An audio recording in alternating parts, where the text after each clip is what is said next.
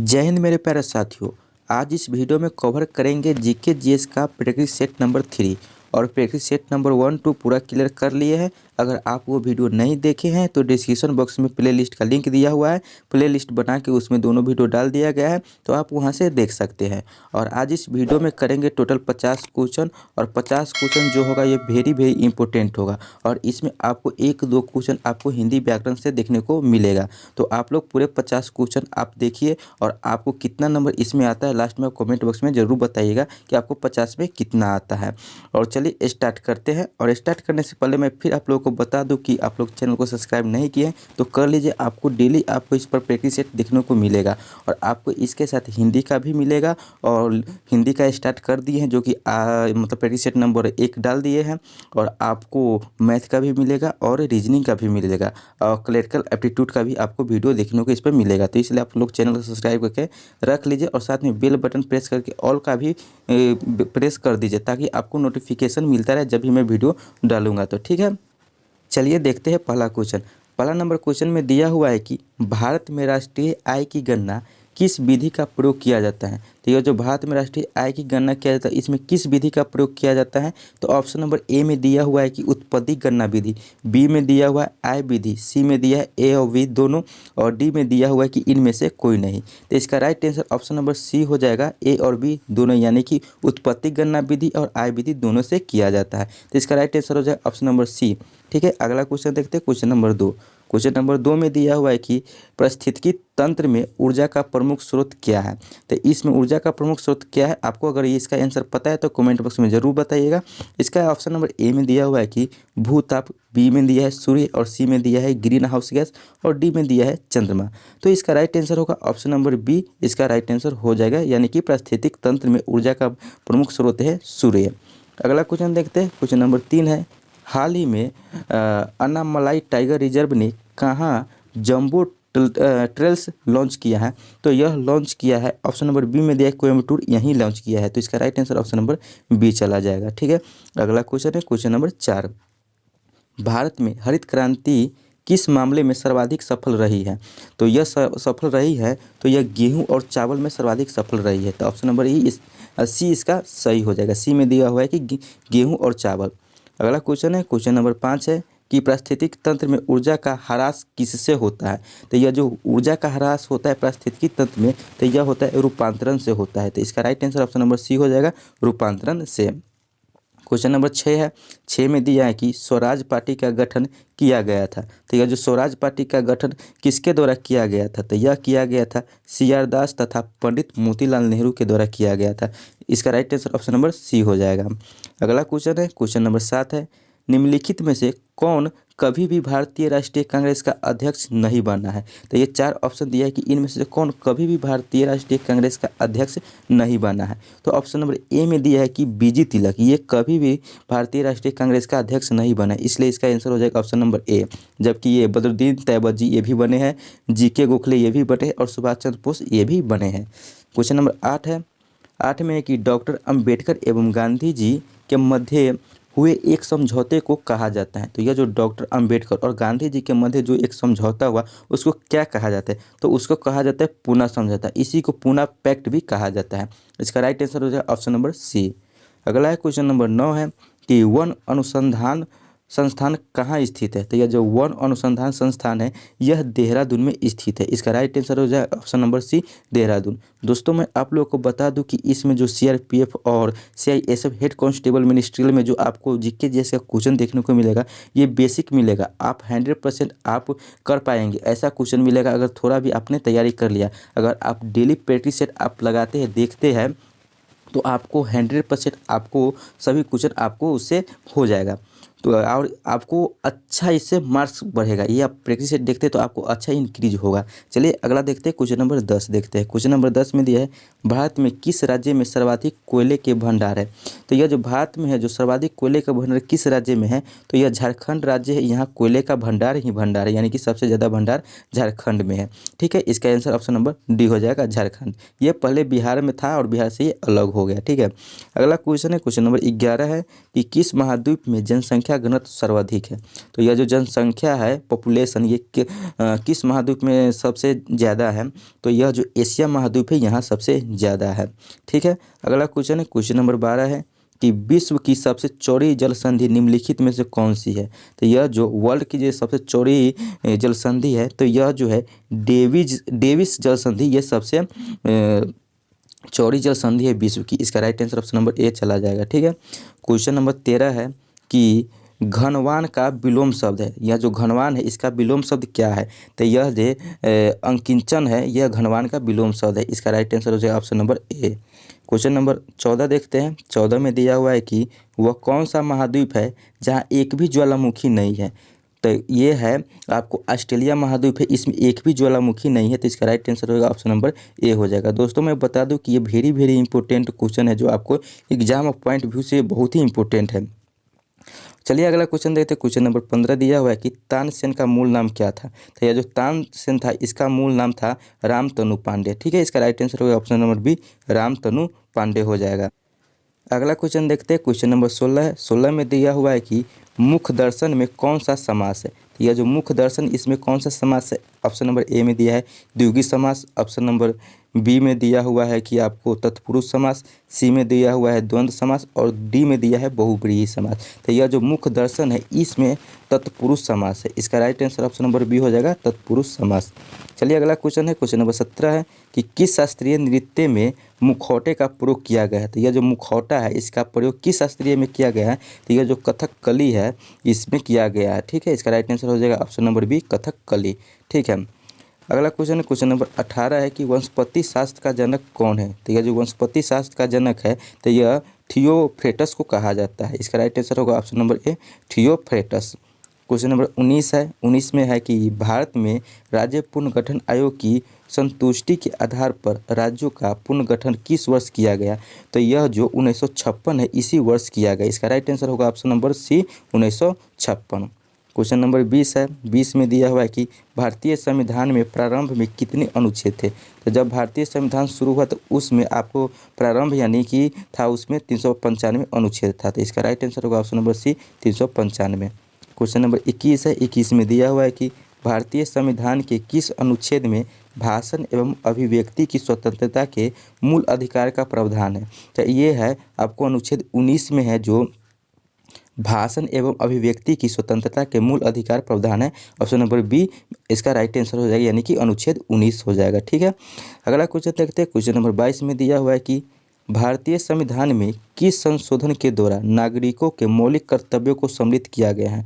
तो यह जो 42वां संविधान संशोधन है इसमें नागरिकों को मौलिक कर्तव्यों को सम्मिलित किया गया है। ठीक है, 42वां संविधान संशोधन कब, तो 1976 में किया गया। ठीक है, अगला क्वेश्चन है। क्वेश्चन नंबर 23 है कि भारत में संसद के दोनों सदनों की सम्मिलित बैठक की अध्यक्षता कौन करता है।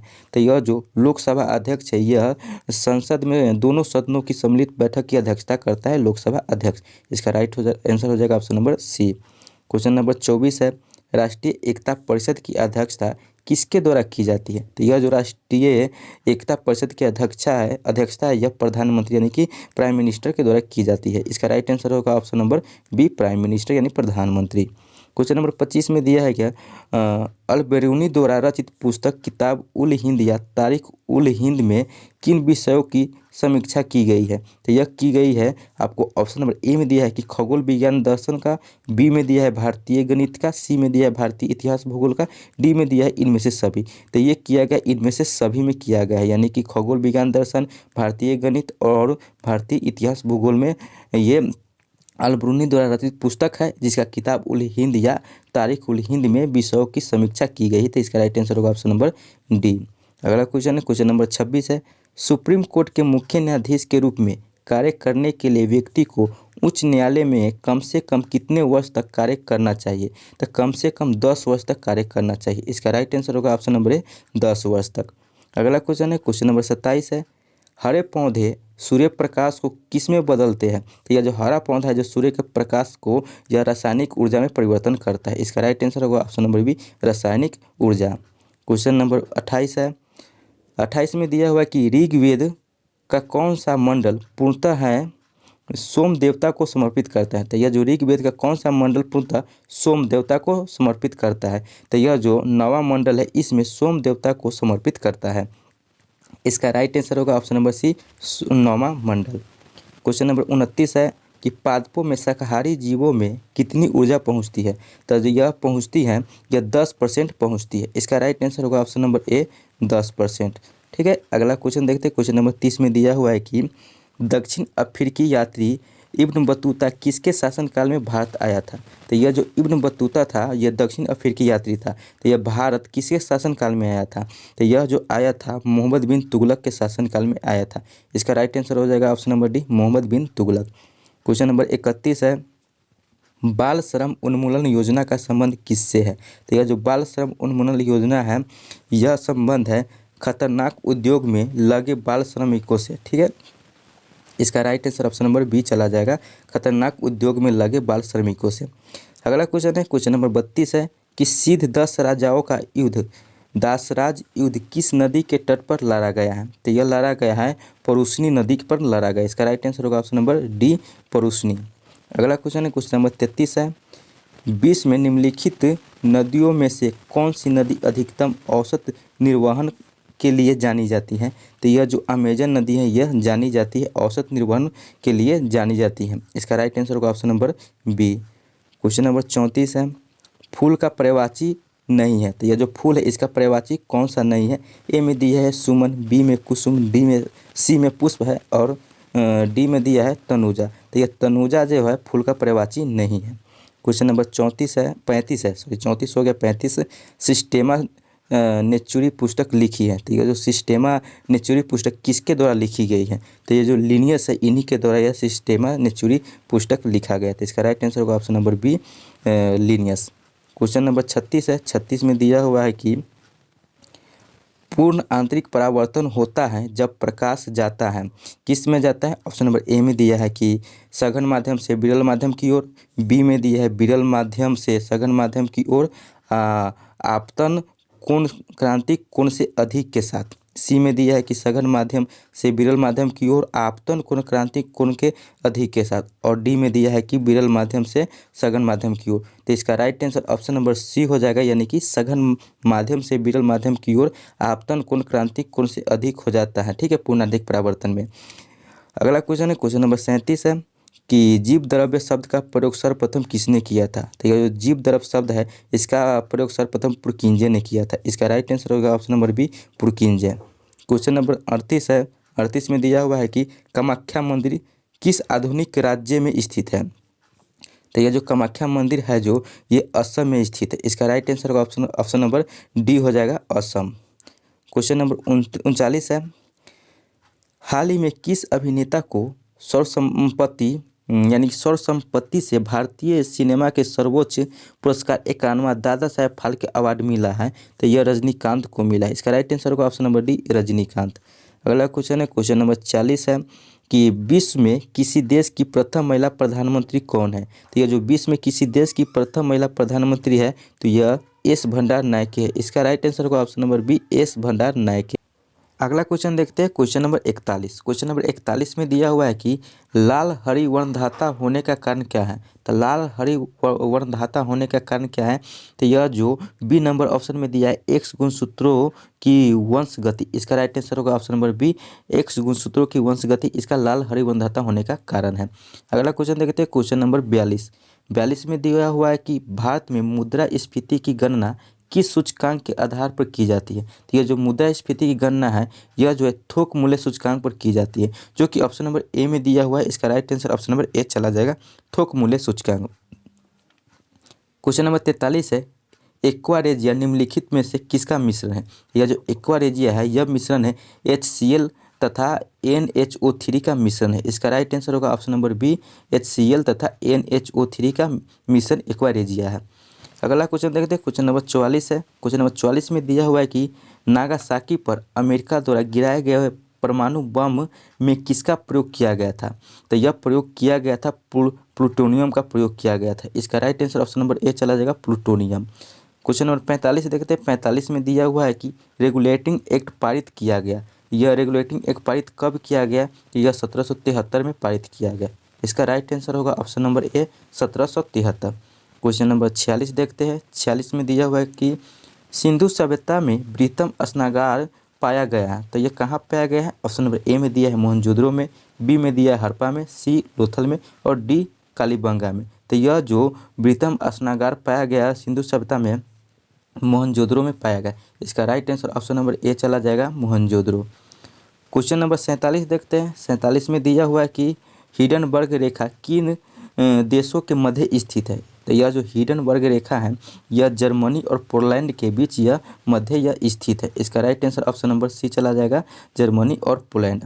क्वेश्चन नंबर 48 है कि 48 में दिया हुआ है कि कश्मीर में कनिष्क के शासनकाल में जो बौद्ध संगीति आयोजित हुई थी उसकी अध्यक्षता किसने की थी? तो यह की थी वसुमित्र ने की थी। इसका right answer option number D चला जाएगा, वसुमित्र।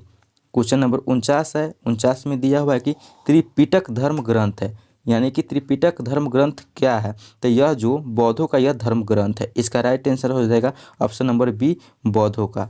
दोस्तों अब लास्ट क्वेश्चन करते हैं, क्वेश्चन नंबर 50, और ये सेट नंबर 3 का लास्ट क्वेश्चन है। तो फिर मैं आप लोग को बता देता हूँ कि सेट नंबर 1, 2 नहीं देखे हैं तो डिस्क्रिप्शन बॉक्स में आपको प्लेलिस्ट का लिंक दिया हुआ है, उसमें आपको दोनों वीडियो डाल दिया गया है, वो आप देख लीजिए और ये भी आप पूरा देख लीजिए। और हिंदी का भी प्रैक्टिस सेट डाल दिया हुआ है, अब हिंदी भी देख लीजिए, ठीक है। आपको exam of point of view से आपको वेरी वेरी इंपॉर्टेंट कराया गया है, ठीक है। तो चलिए 50 नंबर क्वेश्चन भी देख लेते हैं। 50 नंबर क्वेश्चन है कि मेगास्थनीज ने भारतीय समाज को कितने श्रेणियों में विभाजित किया है? ठीक है, तो ऑप्शन नंबर ए में दिया 4 श्रेणी में, बी 5, सी 6 और डी 7। तो यह जो मेगास्थनीज को भारतीय समाज को यह 7 श्रेणी में विभाजित किया है। तो इसका राइट आंसर हो जाएगा ऑप्शन नंबर डी 7। दोस्तों मैं आप लोगों को एक बार और बात बता दूं कि अगर चैनल को सब्सक्राइब नहीं किए तो चैनल को सब्सक्राइब कर लीजिए। आपको सीआरपीएफ और CISF head constable minister ASI के लिए आपको बहुत ही इंपॉर्टेंट क्वेश्चन कराया जा रहा है, एग्जाम ऑफ पॉइंट व्यू से कराया जाए, जो कि आपको 100% टारगेट क्वेश्चन है, जो कि आपको एग्जाम में सीधा आएगा, ठीक है।